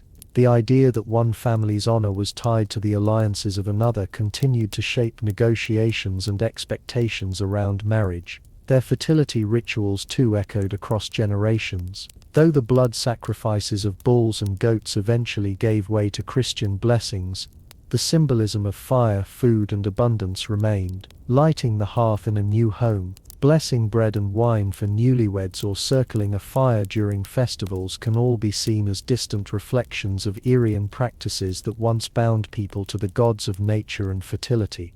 The communal aspect of Irian weddings, the music, dances, and feasts, also proved remarkably resilient. Traditional circle dances performed at weddings across the Balkans even today recall the ancient symbolism of unity and continuity. The role of song, improvising verses to honor the bride and groom, also survived, adapting to new languages and faiths, but preserving the same function: to publicly affirm marriage as a celebration for all, not just for two. Perhaps the most telling legacy lies in the balance between duty and personal choice. For the Irians, arranged marriages ensured stability. And while modern cultures have shifted toward individual preference, traces of this collective mindset linger. Even now, in some rural traditions, elders play a strong role in approving or guiding unions, echoing the ancient belief that marriage is too important to be left entirely to youthful desire.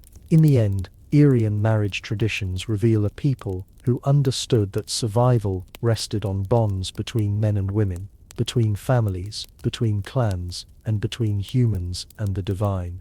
Though the Irians themselves vanished from history stage, the patterns they wove through marriage survived, carried forward in rituals, symbols, and the enduring human need to find unity in the face of life's uncertainties. Harald Sigurdsson, the man who would later be remembered as Hard Rudder, the Hard Ruler, entered the world in 1015 at a time when Norway was caught between chaos and kingship. He was born into the powerful house of Sigurdsson, a minor king in the fertile region of Ringerike. His mother, Osta Gudbrand, was already well known in Norway's political circles, having been the mother of Olaf Haraldsson, the future Saint Olaf and King of Norway.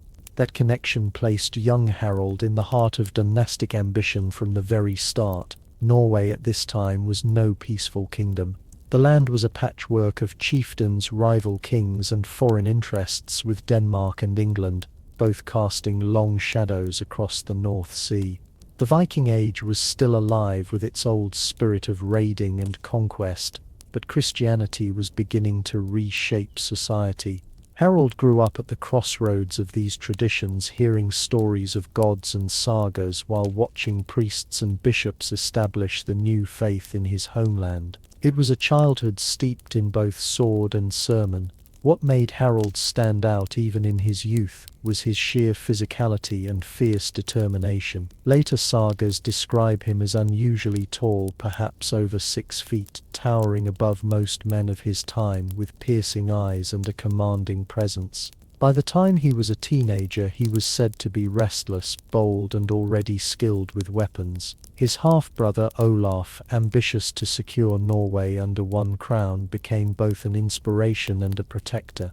Yet Harold's childhood was far from safe. To grow up in a royal household in 11th century Norway meant living under constant threat. Alliances shifted like tides and enemies were never far away. For Harold, this environment fostered resilience and ambition. He was not destined to live quietly on his father's lands. He was shaped to fight, to lead, and to carve out a place in a violent world. In Harold's birth we see the emergence of a figure who embodied the last great wave of Viking ambition.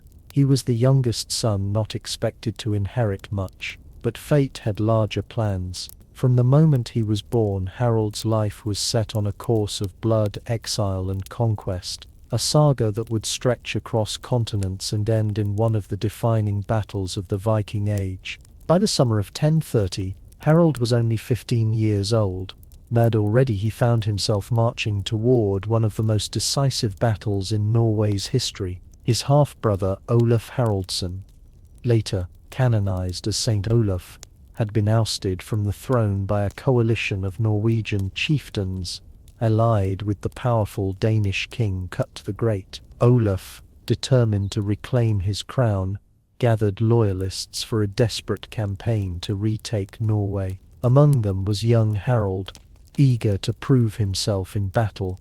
The armies met at Stiklestad, a rural valley that would forever be etched into legend. On one side stood Olaf and his faithful warriors, many of them drawn from the smaller clans still loyal to his rule. On the other, an overwhelming force of rebels supported by Denmark, eager to see Olaf fall once and for all. The odds were grim, yet Harold refused to be left behind. Armed with sword and shield, he entered the shield wall alongside hardened veterans, the fate of his brother and perhaps his own destiny hanging in the balance. The battle was brutal and chaotic. Spears clashed against shields, arrows darkened the sky, and war cries echoed through the valley. Olaf fought valiantly, but was struck down during the melee. His death later remembered as martyrdom for Christianity in Norway.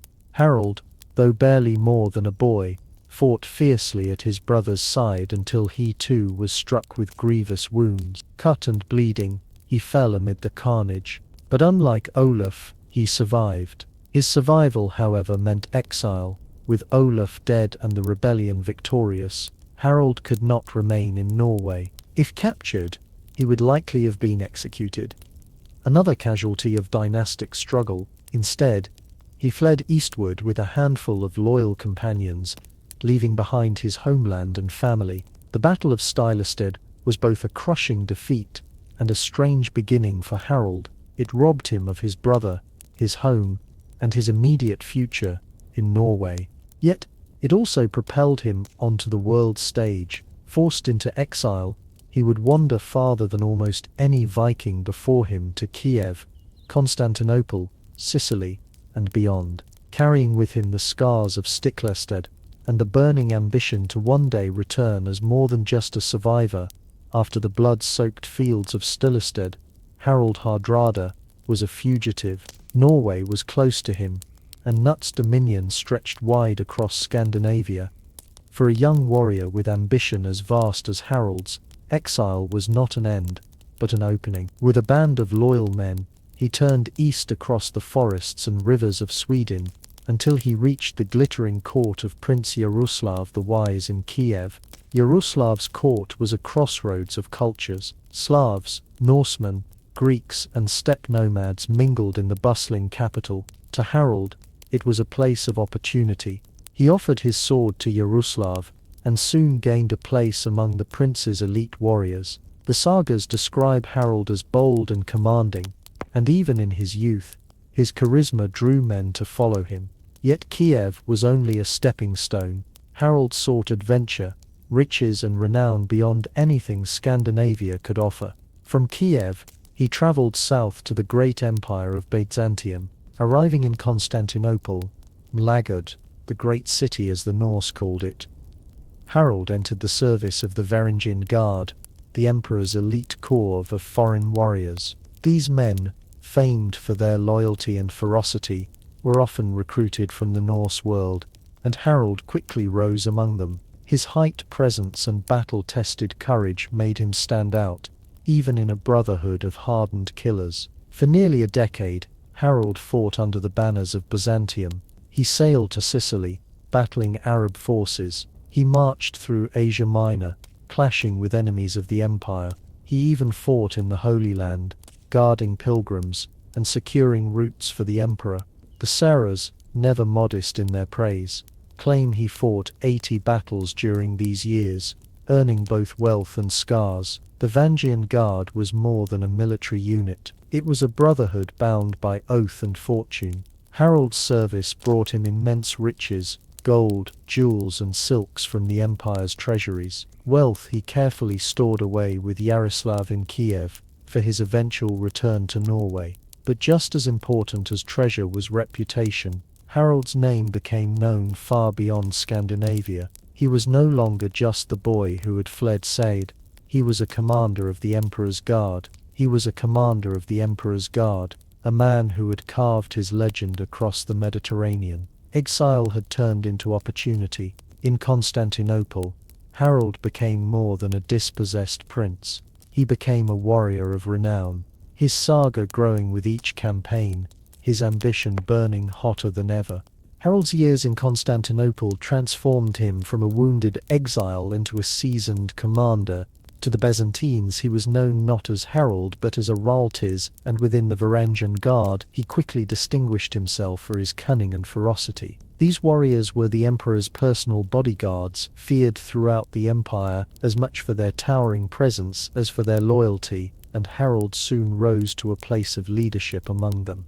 The sagas portray him as restless, never content to remain in garrison when there was fighting to be had. He fought in campaigns across the empire's vast frontiers. In Sicily he joined the Byzantine struggle against Arab forces, storming fortresses and raiding coastal towns. In the east he clashed with Bulgars and other enemies threatening imperial borders. Some stories even place him in Jerusalem, where he supposedly helped guard the holy city during an expedition into the Levant. Whether every tale is true or embroidered, the impression is clear. Harold sought war like others sought food, and he found it in abundance. His service brought him immense wealth. The Varangians were famously rewarded with gold and plunder, and Harold proved shrewd in hoarding his earnings. Instead of spending it all in Constantinople's taverns and markets, he sent his treasures back to Kiev, entrusting them to Prince Yaroslav for safekeeping.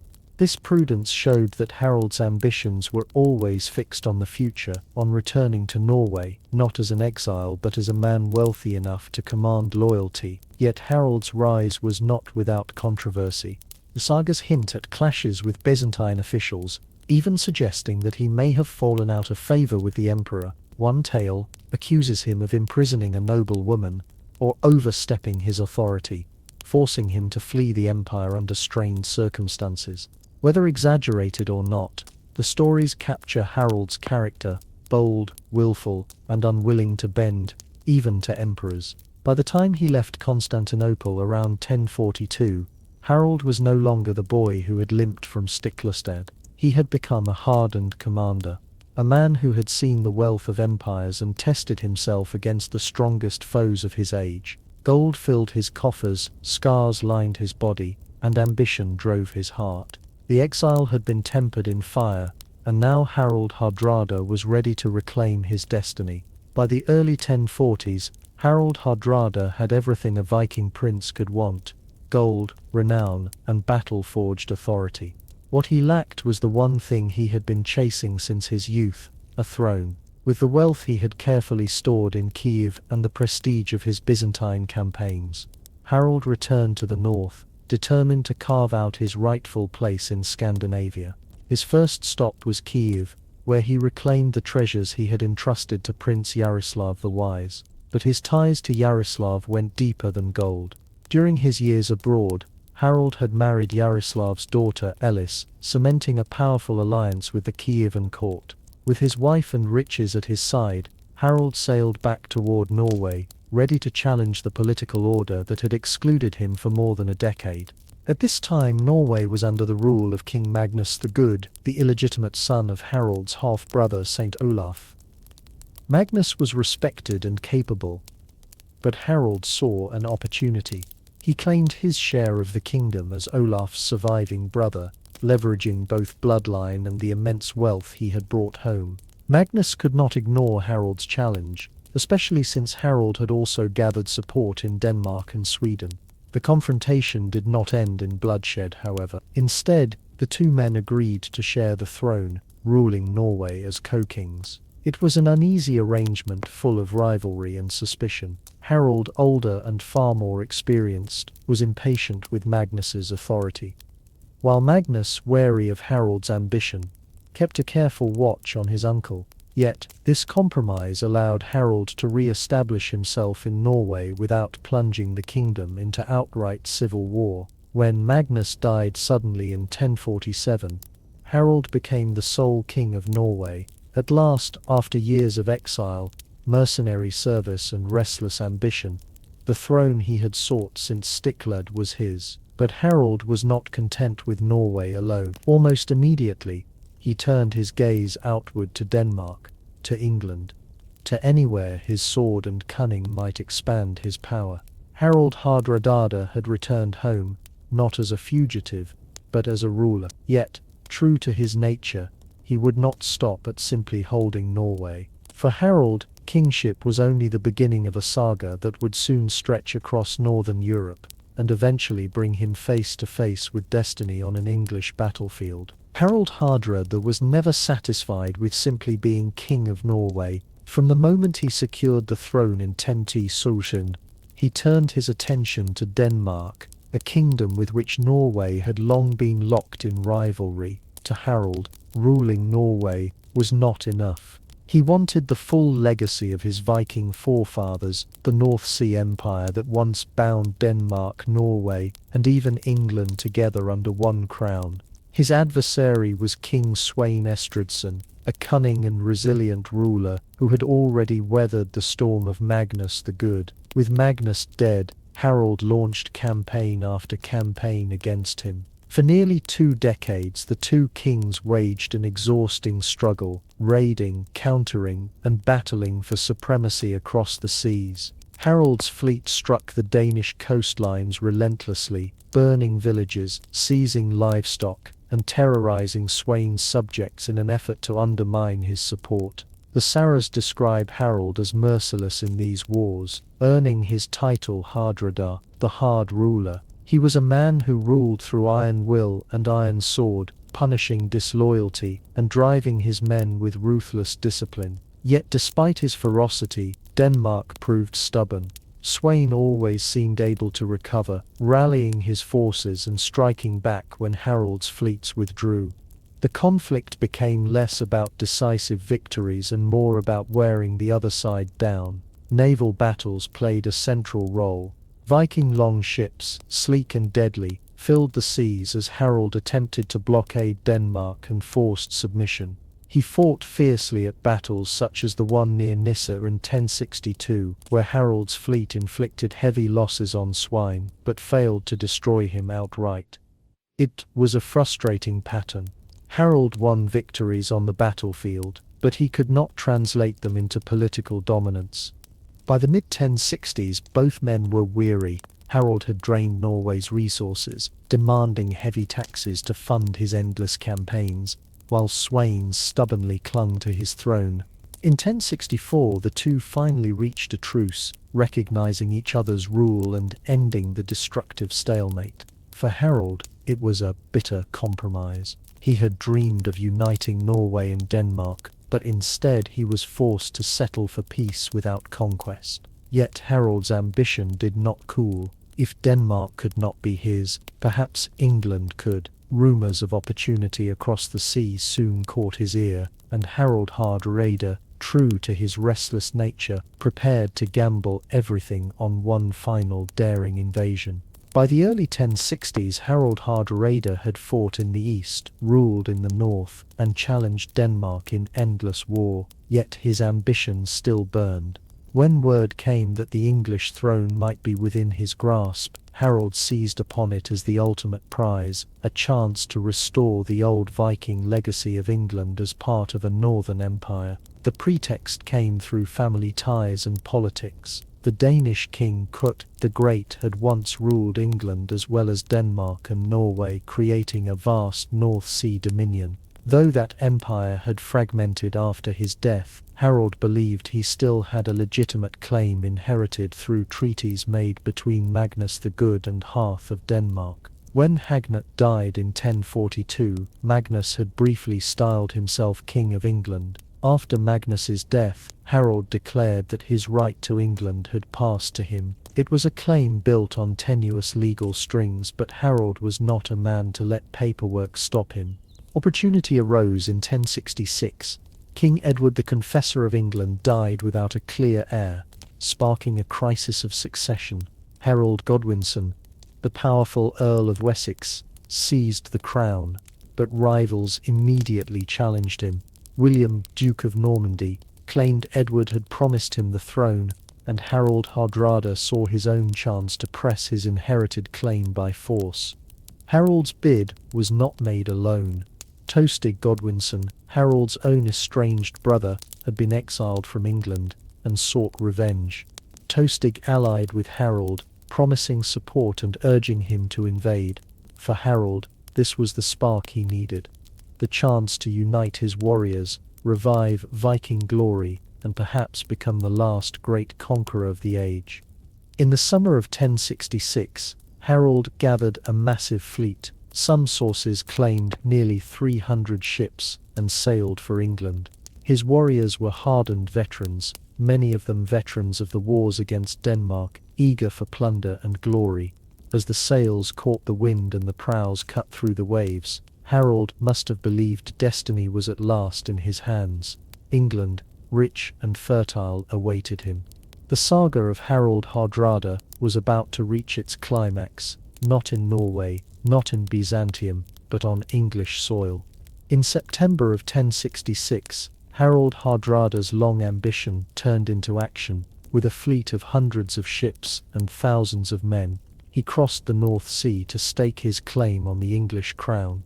At his side was Tostig Godwinson, the bitter exiled brother of Harold, the newly crowned King of England. Together, they planned to topple Harold's rule and carve out a new North Sea empire. The invasion began in the north of England, where Harold struck with a speed and ferocity that had defined his career. He landed his forces near the rivers and quickly advanced on the city of York, the great northern stronghold. At Fulford on September 20th, 1066, Harold met the forces of the Northern Ears, Edwin of Mercia and Morcar of Northumbria. The battle was fierce, but Harold's veterans proved unstoppable. His disciplined warriors drove the English back, crushing their resistance. The victory was decisive. York submitted, and the gates of northern England seemed open to him. After decades of war, exile and ambition, Harold stood on the brink of triumph. Flushed with victory, he began to organize his hold on the north. Demands of loyalty were taken, hostages secured, and supplies gathered. Harold was confident enough to send part of his fleet back toward Norway, believing the campaign was nearly won. With York under control, he expected the English crown would soon be his. But fate moved faster than he anticipated. King Harold Godwinson, who had been preparing to face William of Normandy in the south, marched his army north at breakneck speed, covering nearly 200 million and in less than a week. Harold caught Harold Hardrada completely off guard. The English king's sudden arrival would force a confrontation neither side could avoid. Harold camped near Stamford Bridge with part of his army, had not even donned full armour when news reached him that Harold Godwinson was closing in. The stage was set for one of the most dramatic clashes in English history. For Harold Hardrada, it would be the final test of his lifelong ambition, a battle that would decide not only his fate, but the very end of the Viking Age. On September 25, 1066, the saga of Harold Hardrada reached its final act at Stamford Bridge. Harold, fresh from victory at Fulford and confident in his hold over northern England, was caught unprepared.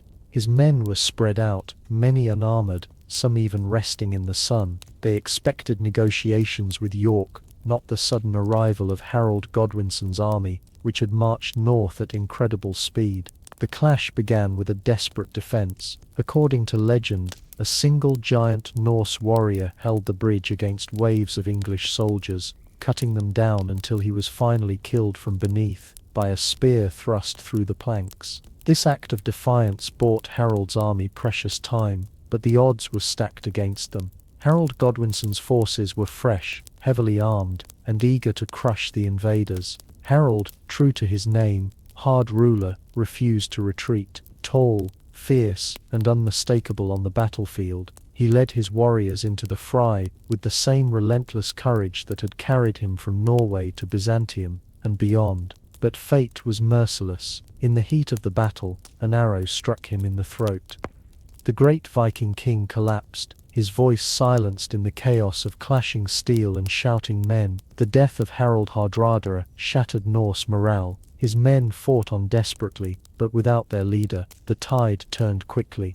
Thousands of Vikings were cut down, and of the great fleet that had crossed the North Sea, only a fraction returned. The sagas tell us that while Harold had arrived in England with over 300 ships, barely 24 were needed to carry the survivors back to Norway. Harold's fall, at Stamford Bridge, was more than the death of a king. It was the symbolic end of an era.